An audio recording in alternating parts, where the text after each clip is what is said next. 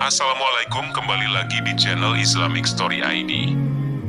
Jenazah Eril telah ditemukan, mengapung di Bendungan Ngehalde. Kedutaan Besar Republik Indonesia, KBRI, Swiss di Bern, mengumumkan bahwa Eril Khan Mumtaz telah ditemukan. Putra sulung Gubernur Jawa Barat Ridwan Kamil, ditemukan dalam kondisi sudah meninggal dunia di Bendungan Ngehalde, Bern. Duta Besar Luar Biasa dan Berkuasa Penuh RI untuk Swiss dan Liechtenstein Mulyaman Darman Syahadat, Kamis, 9 Juni 2022, mengatakan kepolisian Bern telah bertemu di KBRI Bern bersama keluarga untuk menyampaikan informasi awal mengenai ditemukannya jasad diduga Eril pada Rabu pagi pukul 6.50 pagi waktu Swiss atau pukul 11.50 WIB di Bendungan Ngehalde di Bern.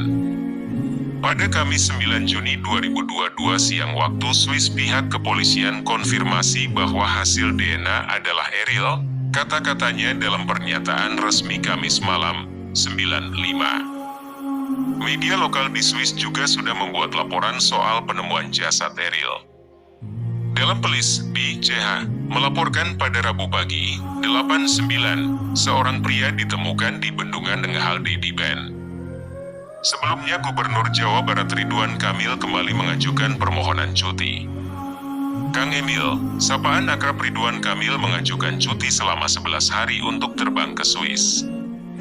Kepala Pusat Penerangan Kementerian Dalam Negeri Beni Irwan mengemukakan, surat permohonan cuti Kang Emil sudah diterima oleh otoritas dalam negeri untuk ditindaklanjuti lebih lanjut.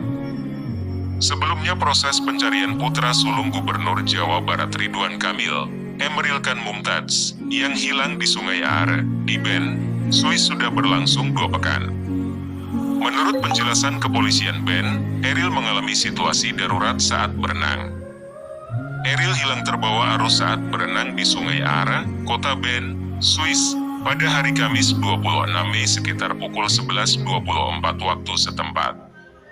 Sejak saat itu, upaya pencarian terus dilakukan, meski pihak keluarga meyakini bahwa Eril sudah meninggal dunia.